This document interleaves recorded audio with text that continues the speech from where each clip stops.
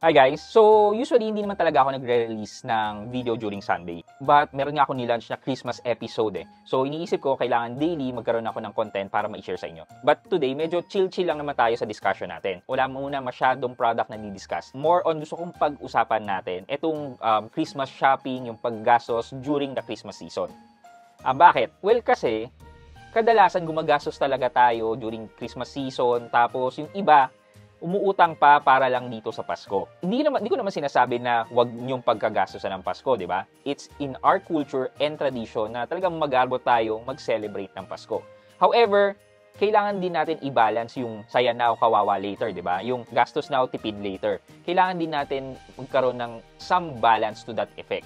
Yung tipong hindi naman sobrang taas ng gastos natin, kahit pa paano control naman, para hindi rin naman tayo mahirapan later na kailangan nating magbayad na. So yan ang pag-uusapan natin today. So samahan nyo ako, sit back, and let's discuss. Coming right up.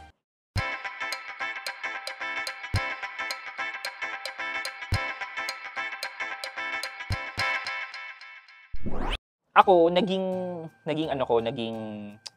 ugali ko na medyo delayed gratification ang ginagawa ko. Not necessarily na nagtitipid ako sa Pasko or gumagastos ng mag-aarbo during Pasko. But all throughout the year, ang ginagawa ko is parang iniipon ko yung mga dapat na i-celebrate ko. Na tipong pagdating naman ng Pasko at dahil halos isang taon akong nagtipid or so, meron akong gagastosin during the Pasko. But that's me. And iba't-iba tayo ng way of living or perception. Kung katulad ko kayo at nag-iipon at dinidelay lang natin yung pag-celebrate ng mga wins natin, for me, it's just right lang na i-rewardan natin ang sarili natin towards Pasko or even New Year. However, dun sa mga tao naman na hindi nakapagtipid during the start of the year, and tipong reality natin, kahit isang tuka talaga, more often than not, ang nangyayari is pagdating ng holidays, ngayong Pasko or New Year, nangungutang pa talaga tayo. And ang kadalasang mindset natin dito is, bahala na si Batman next year. So, after ng holidays, doon na nagkakaroon ng problema. Natandaan ko din dati nung nagtatrabaho pa ako, ito naman credit card usage. So, bagong cellphone, tapos mamimili ng mga regalo, dahil credit card yan, malakas ang loob mo kasi wala kang nilalabas na pera. Pero, pagdating ng January na bayaran na ng credit card, yun, ang gagawin ko dyan, installment, and dati, nung nagsisimula pa lang talaga ako, minimum payment, yan, wherein, doing so, nababaon ako sa utang. Sorry katulad na lang ito, grocery kami for the month of December.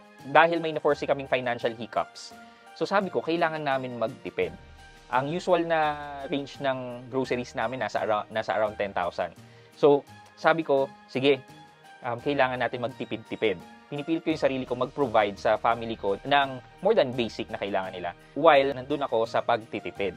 So alam ko medyo mahirap para sa pamilya ko na nagkaroon ng change sa pagkain, sa budget, sa groceries, na tipong baka later on, pagbukas nila ng pantry namin, wala nang pagkain, magulat yung mga bata. So, yeah, medyo konting tiis kasi may na-foresee nga kaming financial hiccup later on. So, ganun, kailangan meron tayong mindset na hindi lang gastos ng gastos today at problemahin na lang natin yan later on. Kasi kapag ganun ang ginawa natin, talagang mababaon po tayo sa utang. Mahirap man gawin yung controlled spending, pero pag nalagpasan mo naman yan, masasabi mo na mas maswerte ka dahil hindi ka gumastos ngayong December, meron ka pang extra pera pagdating ng January. So, kayo ba, for our discussion today, for our question of the day, nagtitipid din ba kayo during Pasko na binabawasan yung budget nyo sa pag-celebrate? Or bahala na lang si Batman, problemahin na lang natin next year kasi once a year lang naman to. Ano yung mindset nyo sa dalawa? Let me know sa comment section sa baba for your chance to win 1,000 pesos sa ating weekly Gcash giveaway. Yun lang naman for today's video. Napaka-quick and light video lang to. Just wanted you guys na maging aware kayo na kadalasan pag Pasko, medyo nag-overspend talaga tayo. Baka naman kailangan natin baguhin yung ganitong mindset para hindi tayo mahirapan pagdating ng January na bayaran natin dahil sa bills na na-create natin itong December.